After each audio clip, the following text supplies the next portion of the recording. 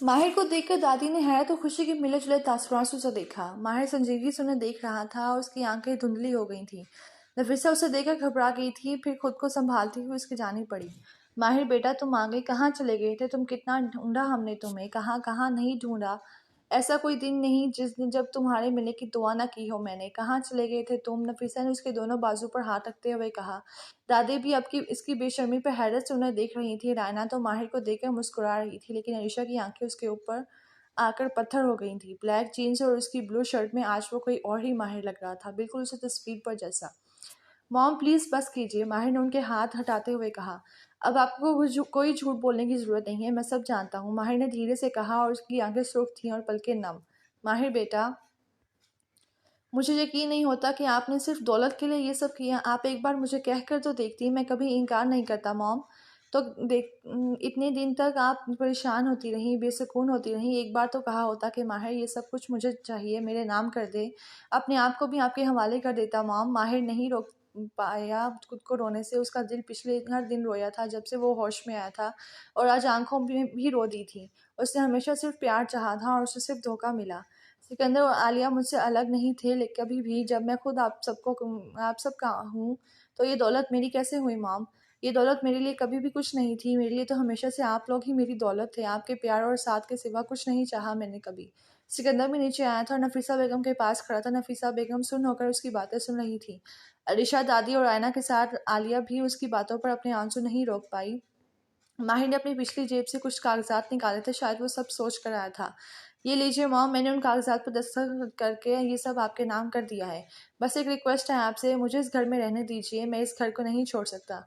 इस घर में बहुत सारी खूबसूरत यादें हैं, अम्मी की, पापा की, आलिया, सिकंदर और मेरे बचपन की, आपकी। मैं बहुत जल्द इस घर की कीमत अदा कर दूंगा।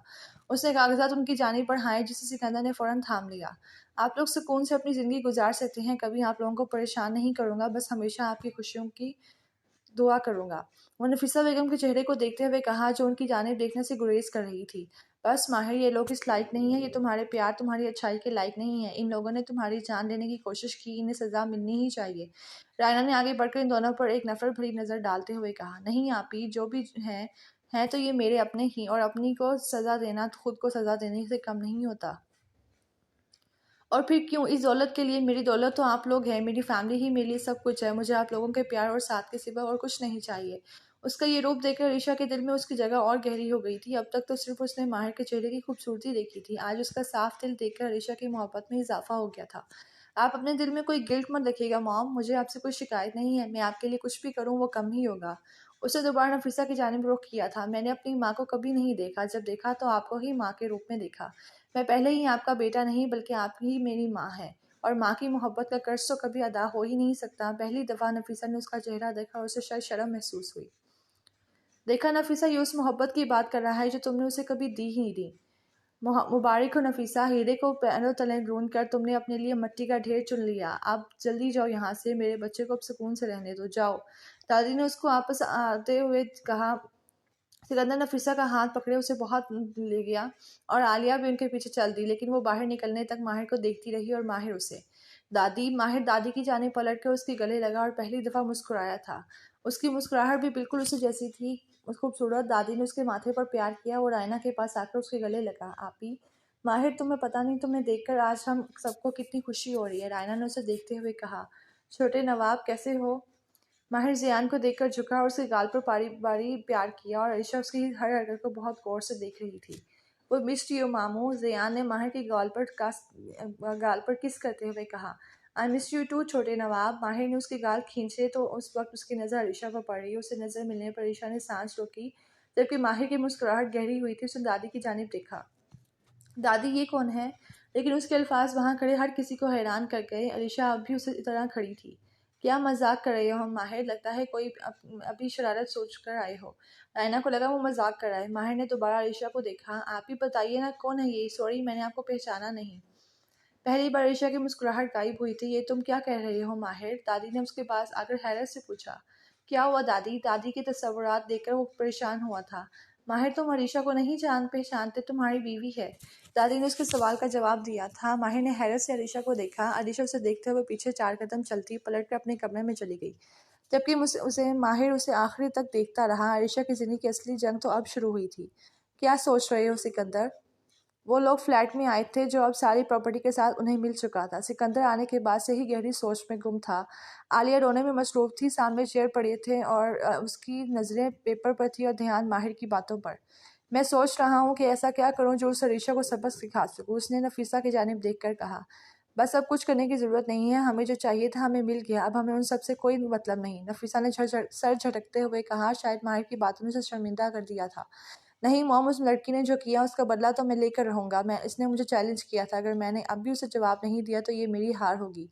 अब तक उसे इसलिए बर्दाश्त किया क्योंकि पहले प्रॉपर्टी अपने नाम करनी थी, अब उसे उसकी औकात बतानी है। माहिर के नाम पर उसने बहुत नचाया हमें। सिकंदर अहमद को उसने चुनौती दी थी। वक्त आ गया है जब उसे रास्ते लगाने का। माहिर में उसकी जान बसती है ना, तो उसे अब बेजान कर दूंगा मैं। क्या करने का सोच रही हो तुम? नफीसा ने उसे हैरत से देखा। मैं माहिर को मार दूंगा, उसने धीरे से जवाब दिया और नफीसा के साथ आलिया ने भी उसे हैरत से देखा। दिमाग खराब हो गया है तुम्हारा? पागल हो गई हो तुम ऐसा कुछ नहीं करोगे। हम जो चाहते थे वो मिल गया, अब भूल जाओ अरीशा को, भूल जाओ पिछली बातें। नफीसा ने उसे समझाते हुए कहा। नहीं भूल सकता, उसने मेरी जो बेइज्जती की कभी नहीं भूल सकता मैं। जब तक मैं उसे जवाब नहीं दूंगा मुझे चैन नहीं आएगा। माहिर की बीवी होने पर बहुत घमंड है उसे। माहिर नहीं रहेगा तो अब ये पता चलेगा उसे सिकंदर क्या चीज़ है। सिकंदर तुम ऐसा नहीं करोगे, मैंने कह दिया। आपके कहने पर ही उसे जिंदा रखा था, अब उसकी ज़रूरत नहीं है। अब तो क्यों आप मेरे बीच में आ रही हैं? सिकंदर ने सख्ती से जवाब दिया। मॉम, अभी नफीसा कुछ कहती उससे पहले आलिया ने पुकारा तो दोनों उसकी जानिब मुतवज्जो हुए। आप जानती हैं माहिर भाई ने ये कागजात कब बनाए थे? उसने कागजात हाथ में लेते हुए कहा। 2 साल पहले, उसी दिन जब इनका एक्सीडेंट करवाया था। आप लोगों ने ये सोच करके माहिर भाई सब जानने के बाद आप लोगों के खिलाफ हो जाएंगे, आपको घर से निकाल देंगे। लेकिन माहिर भाई उसी दिन अपना सब कुछ हमें देने का फैसला कर चुके थे। वो मुझे समझ नहीं आ रहा कि मैं आप दोनों का साथ क्यों दिया, माहिर भाई का साथ क्यों नहीं दिया। काश कि मैं उसकी सगी बहन होती तो शायद उनकी तरह ही होती। मैंने उनको इतना बुरा भला कहा, उनका मजाक बनाया। कितना प्यार करते थे वो हम सबको, कितना ख्याल रखते थे हमारा, और हमने उनके साथ क्या किया। आलिया रोते हुए उन्हें बता रही थी, उसे बहुत अफसोस हो रहा था। और सिकंदर भाई, आप कैसे भूल गए उनके प्यार को? आपके लिए क्या नहीं किया उन्होंने? हमेशा खुद से पहले हम दोनों को खुशी का ख्याल रखते थे। वो हमारी हर ख्वाहिश पूरी करते थे और आप उन्हें मार देना चाहते हैं। इतना तो कोई दुश्मन भी बेरहम नहीं होता जितना आप भी होकर हैं।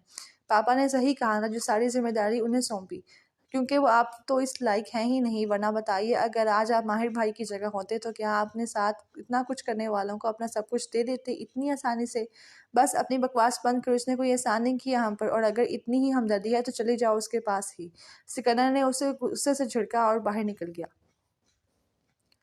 दादी, मैंने डॉक्टर से बात की है, उन्होंने बताया कि माहिर के जहन से पिछले 2 साल की सारी बातें भूल चुकी हैं, इसलिए उसने अरीशा याद है ना शादी।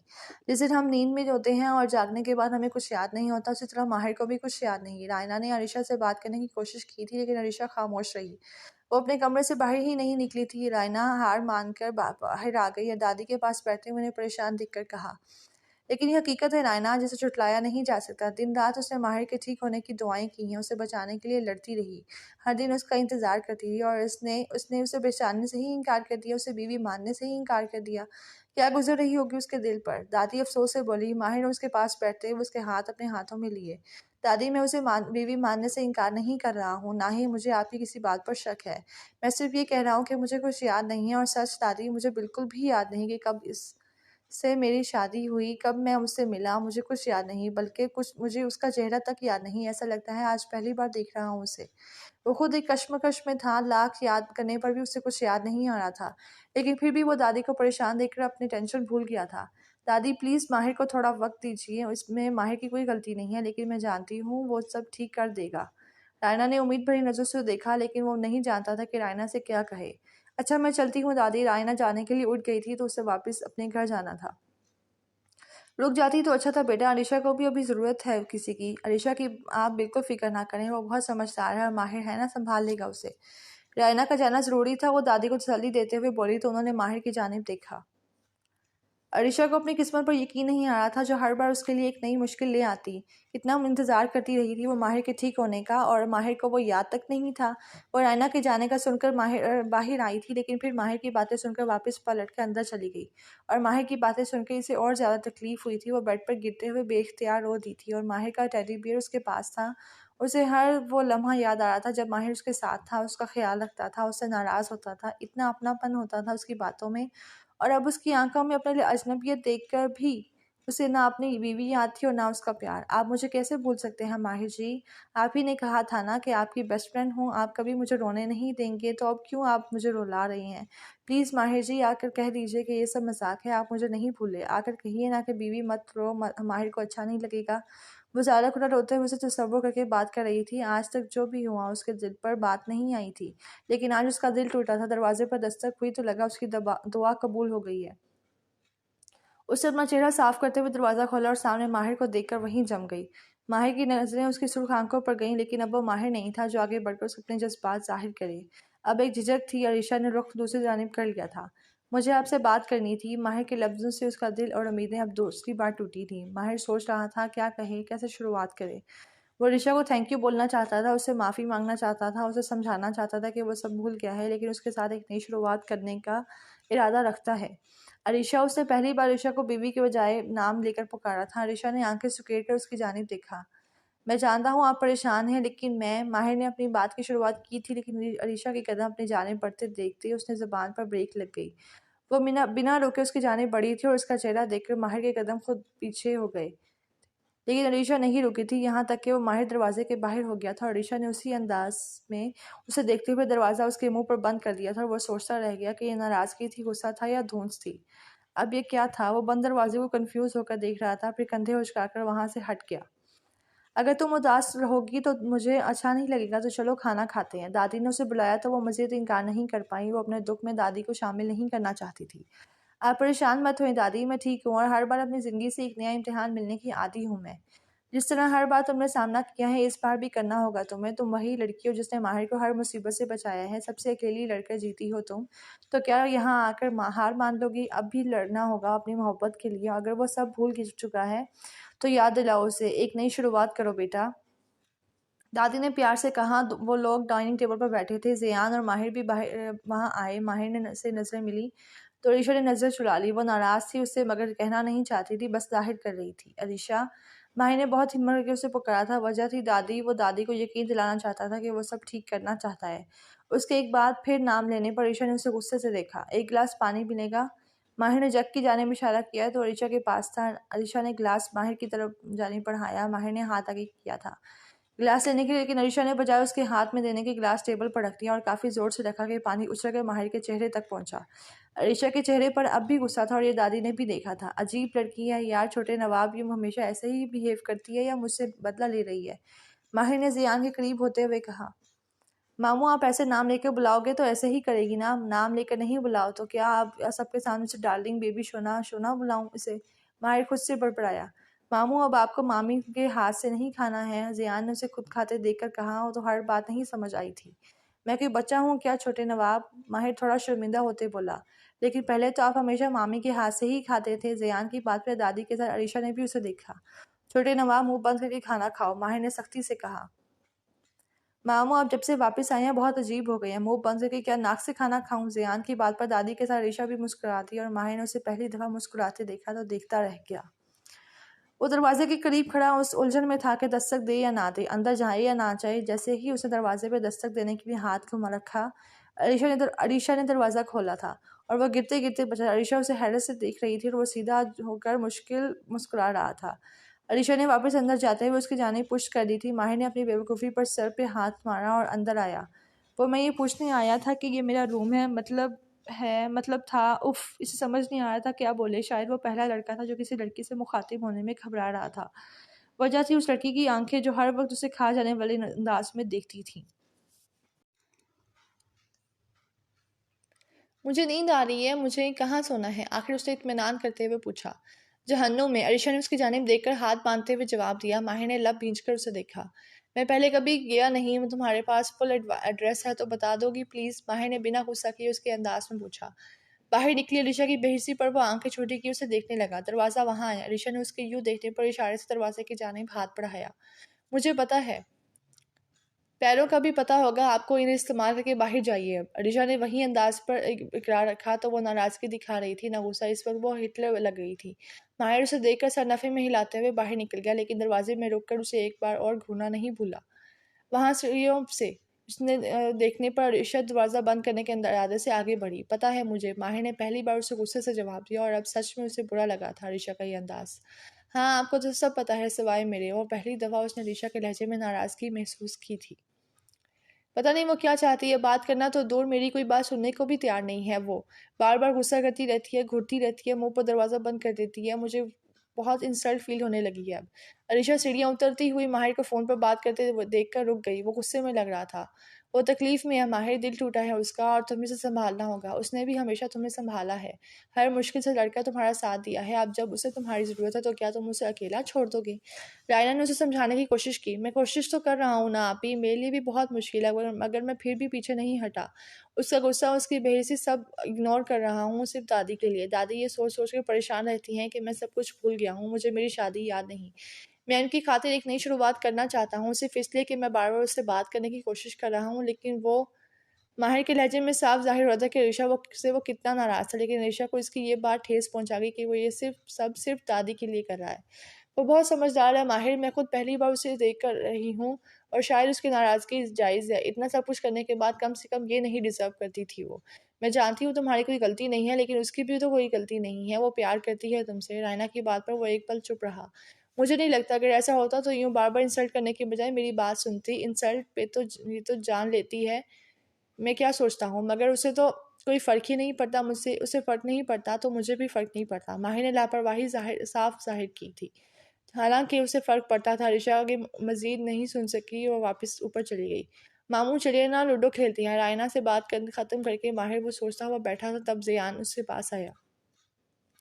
क्या लूडो खेलूं यार, यहाँ मेरी ज़िंदगी से खेल रही है वो उसी तरह अपनी सोच में गुम बोला। कौन मामू? वही Hitler of my life, Alisha. माहिर ने उसकी जानिब देखा। आप मामी को ऋषा क्यों बोल रही हो? ज़ियान ने हैरत से देखते हुए पूछा। तो क्या तुम्हारी तरह मामी बोलूं? पहले तो आप उनको बीवी बोलते थे ना? क्या? ज़ियान की बात पर उसका मुंह खुला। हाँ, पहले तो आप हमेशा मामी को बीवी बोलते थे, अब क्यों ऋषा बोल रहे हो? अरे यार छोटे नवाब, तभी तो मैं सोचूं अब मैं इसे नाम लेकर बुलाऊं तो मुझे खाने को क्यों तोड़ती है। लेकिन बीवी बीवी कैसे बुला सकता हूँ मैं उसे समझ आ गया कि उसके पुकारते ही अरीशा का चेहरा क्यों बदल जाता था। जैसे पहले बोलते थे, पहले की बात और थी यार छोटे नवाब। अच्छा एक बात बताओ, और क्या क्या करता था मैं पहले? माहिर ने उसकी जानिब देखते हुए पूछा। पहले आप हमेशा मुझसे लड़ते थे, में भी नहीं देते थे। यार अपनी शिकायतें लेकर मत बैठ जा, पहले ही मेरी ज़िंदगी उलझी पड़ी है और तुझे खिलौनों की पड़ी है। ये बता अलीशा के साथ में क्या कैसे रहता था? भाई ने आजी से कहा। मामी के साथ तो आप बहुत अच्छे से रहते थे, आपकी बेस्ट फ्रेंड है ना वो, हमेशा आप उनके साथ रहते थे, खेलते भी आप उनके साथ थे, खाते भी उनके हाथ से थे और मुझे चढ़ाते भी थे। आखिरी बार को उसने मुंह बनाया तो माहिर बिना हंसे नहीं रह सका। सॉरी यार, अच्छा बता मामी को क्या पसंद है? माहिर ने उसके गाल पर प्यार करते हुए उसे खुद से लगाते हुए पूछा। वो तो मुझे नहीं पता। जियान ने कंधे उचका दिए। मैं यहाँ नहीं रह पाऊंगी दादी, मुझे जाने दीजिए। उसने माहिर की बातें सुनने के बाद वहाँ ना रहने का फैसला किया था। वो नहीं चाहती थी कि वो दादी की खातिर ही सही, लेकिन माहिर समझौता ना करे। ऐसा मत कहो बेटा, तुम्हारे बगैर ये घर कुछ भी नहीं है, मत जाओ। दादी जान उससे एक ही बात किए उसे रोकने की कोशिश कर रही थी। नहीं दादी, मैं जिस काम के लिए यहाँ रुकी थी वो हो गया है, माहिर भी ठीक हो गए हैं, अब मैं यहाँ रुक कर क्या करूँगी? अब मुझे चले ही जाना चाहिए। तुम भले ही माहिर में लिए आई थी, लेकिन अब मुझे ही भी तुम्हारी ज़रूरत है। तुम मेरी बेटी और माहिर से पहले, मेरा हक है तुम पर। मैं नहीं जाने दूंगी तुम्हें। प्लीज़ दादी मत रोकिए मुझे, नहीं होगा मुझसे। हमेशा ही मुझे छोटा महसूस करवाया गया, किसी की ज़िंदगी में मेरी कोई अहमियत थी ना ज़रूरत। मैं बोझ ही रही हमेशा, जैसे कोई ना कोई बर्दाश्त करता रहा। यहाँ आकर मैं खुद से मिली, मुझे इतनी अहमियत दी आपने, इतना प्यार दिया जो मुझे शायद ज़िंदगी भर भी ना मिलता। यही मेरे लिए काफ़ी है दादी। अब मैं इस घर का बोझ नहीं बनना चाहती। मैं नहीं चाहती माहिर जी किसी के लिए भी अपनी ज़िंदगी का समझौता करें। उन्हें भी हक है अपनी ज़िंदगी, अपनी खुशी, अपनी मर्ज़ी से जीने का। मैं उसके मुकाबिल नहीं हूँ। दादी वो मुझसे बहुत ऊपर है, उनकी भी अपनी ख्वाहिश रही होगी। क्यों वो अपनी ख्वाहिश भूलकर समझौता कर लें? मैं अपने आप को और उन पर थोपना नहीं चाहती। दादी गलती तो मेरी ही थी जो ये बात भूल कर उनसे मोहब्बत कर ली कि मैं उनके लायक हूँ भी या नहीं।